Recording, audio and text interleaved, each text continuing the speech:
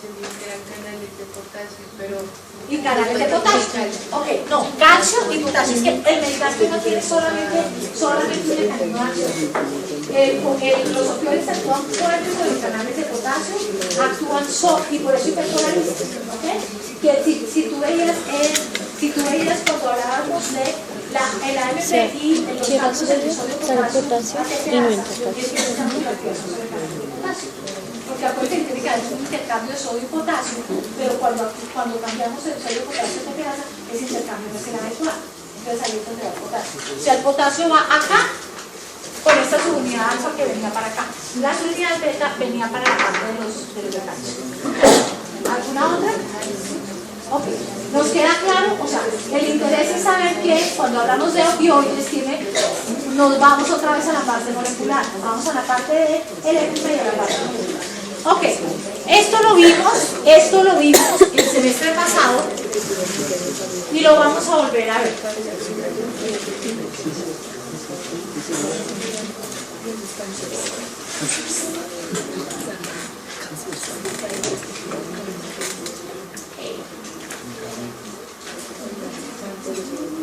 Okay.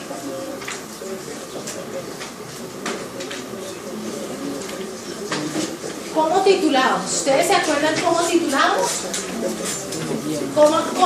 Cuéntenme cómo titulábamos. Llega un paciente al servicio de urgencias, un paciente que tiene... Llega un paciente al servicio de urgencias, esto lo hicimos la vez pasada. Entonces ya tenemos cómo es el mecanismo de acción de los opioides. Efectos secundarios de los opioides: gigantes, náusea y vómito, gigantes, estreñimiento. Los opioides producen prurito, los opioides producen trastorno cognitivo, los opioides pueden producir lo que nos pone súper angustiados a los médicos, que es la presión respiratoria. Y puede producir lo que pone súper angustiados a los pacientes, que es adicción. O sea, sí, y por eso tenemos que tener cuidado. Y por eso los opioides fuertes, ustedes solamente los pueden o los deberían prescribir en pacientes oncológicos o en dolor agudo. Los opioides fuertes, que ya la clase pasada vimos cuáles eran, ustedes no los deberían prescribir en dolor crónico, no oncológico, como la clase pasada. O sea, en pacientes con artritis reumatoidea, pacientes con fibromialgia, etc., no deberíamos estar hablando de opioides en manos de personas que no sean expertas en dolor. Pero, ¿qué hago yo cuando estoy en un servicio de urgencias y me llega una persona de 30 años? Cada uno haga el ejercicio a ver qué tanto se acuerda. Me llega una persona de 30 años que pesa 50 kilos y que tiene dolor de 10 sobre 10. Les dejo esa tabla ahí para que lo miren. O sea, les estoy diciendo a todos y cada uno lo hace solo. No lo hagan con el vecino, háganlo solo para ver realmente, confróntense con ustedes mismos. Tiene 30 años, pesa 50 kilos, es un hombre de 30 años, 50 kilos, que tiene una fractura de húmero con dolor de 10 sobre 10. Y como tiene dolor de 10 sobre 10, mientras el ortopedista viene a hacer todo lo que van a hacer, ustedes le van a manejar eso. Díganme, perdóname que te moleste, que te quito un poquito. Esta es la hojita de prescripción del servicio de urgencias donde ustedes prescriban el analgésico.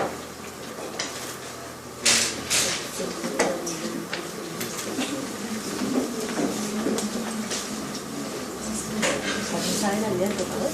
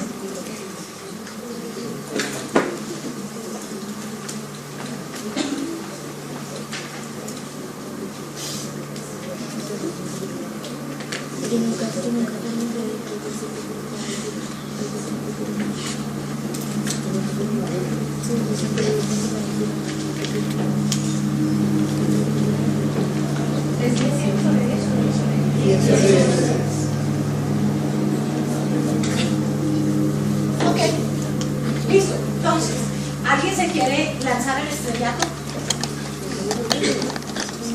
¿Alguien quiere contar más o menos qué hizo? Ok, por unanimidad yo les voy a contar. En este caso. Okay. La idea, de acuerdo a lo que dicen ustedes, es que lo primero es que tenemos que mirar cuál es la intensidad del dolor para saber con qué iniciamos, ¿cierto? Y si es dolor severo, pues vamos a iniciar con un opioide fuerte. Lo segundo, si estamos titulando, que solamente por ahora ustedes lo van a hacer en un hospital, tenemos que hacerlo intravenoso, ¿ok? Entonces lo que vamos a hacer es intravenoso. Y tenemos que hacerlo con un medicamento de liberación rápida. Los dos medicamentos, los opioides fuertes que tenemos en el país de liberación rápida son morfina e hidromorfona. Todos los otros son de liberación prolongada. Entonces, esto solamente lo podemos hacer con morfina e hidromorfona. ¿Listo? Lo vamos a aprender a hacer con morfina, que es más sencillo. Entonces, miro la intensidad de dolor, miro el peso y miro la edad. Son tres cosas súper importantes. Por favor, no confundan peso y edad, porque casi siempre en todos los exámenes hay alguien que confunde peso y edad. Miren cuál es el peso, miren cuál es la edad, o si no terminan haciendo el cálculo mal hecho. Ok, entonces tiene 10 sobre 10, por lo tanto podríamos iniciar con morfina, con hidromorfona, con metadona, con oxicodona, con todo eso, pero como vamos a titular, lo hacemos con morfina. ¿Listo? Vemos cuánto pesa el señor y qué edad tiene. Y es importante la edad porque, como ustedes ven, pacientes que tengan más de 60 años, que tengan cualquier comorbilidad, que tengan un trauma mayor, les disminuimos la dosis a la mitad. ¿Ok? Señor. ¿Qué entiende por trauma mayor? Trauma mayor, y habría que ver, porque depende del paciente, sí, porque digamos una fractura de fémur podría ser un trauma mayor, podría no ser. Entonces tienes que verlo en el contexto del paciente. Si es un paciente con una fractura de fémur que tiene una hemorragia contenida y está hipovolémico y está hipotenso, eso sería un trauma mayor. O sea, es parte clínica de ver tú cómo es el paciente y cuál es el trauma, pero es una buena pregunta. Porque patología crónica es el paciente que tiene el ECOG, la falla cardíaca, la insuficiencia renal, el problema gástrico, o sea, casi siempre hay mayor de 60-65 años de edad. ¿Ok? Entonces, el ECOG, la falla cardíaca, el paciente renal, el paciente con el problema hepático, etcétera, todo esto disminuye la dosis. Entonces, si es un muchacho de 30 años, también podría tener una patología crónica, pero yo les advertiría, es un muchacho sano que no tiene antecedentes. ¿Listo? Entonces, ¿qué hacemos? Tomamos este peso, multiplicamos por 0.1 miligramo por kilo y esto nos va a dar 5 miligramos. ¿Listo? Entonces, vamos a titular el paciente. ¿Eso qué implica? Titular tiene dos procesos. Uno, la dosis inicial, y otro, las dosis complementarias. Y todo eso se llama titular. O sea, yo le pongo una primera dosis, lo observo. Si no le pasa el dolor, le pongo las dosis complementarias, pero si con la primera dosis le pasó el dolor, no le pongo dosis complementarias. Pero todo es un proceso, todo se llama titulación. Cuando yo les diga titulen el paciente, es la dosis inicial y las complementarias, ¿hasta qué? Hasta que el paciente, el dolor baje a menos de 4 sobre 10. ¿Listo? O sea, yo busco que el dolor baje a menos de 4 sobre 10. Yo no busco que el dolor se baje a 0. Porque cuando yo titulo y pretendo que el dolor baje a 0, puedo caer en una presión respiratoria. Entonces yo busco que el dolor baje a un dolor que es un dolor leve o un dolor un dolor casi leve. ¿Eso? No quitarle completamente el dolor, que no tenga nada de dolor, no sé qué. Eso lo vamos haciendo poco a poco. Porque la primera dosis, esto es un paciente que no está recibiendo opioides. Entonces ustedes tienen que ver cómo reacciona el paciente. Entonces yo no puedo llenarlo de opioides hasta que no tenga nada, no le duela nada. Vamos a disminuir, el objetivo es disminuir el dolor aproximadamente en un 50% con la primera dosis. ¿Listo?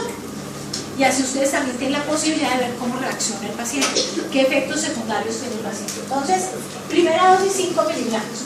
Luego cojo La ampolla de morfina, ¿de cuánto viene? De 10 miligramos en 1 centímetro.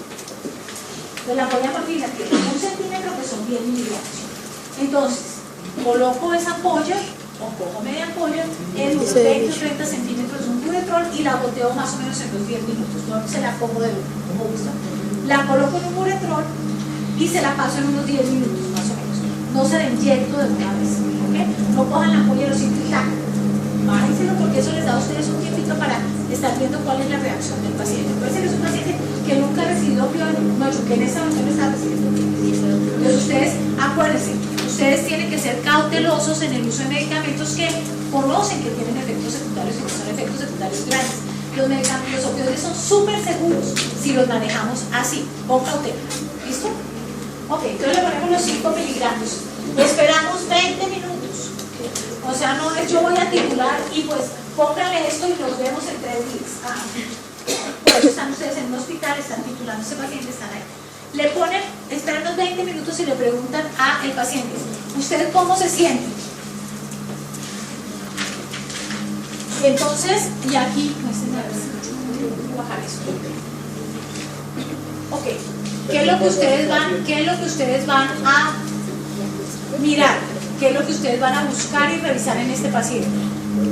1, frecuencia respiratoria, que debería estar aquí abajo, pero no quiero bajar esto.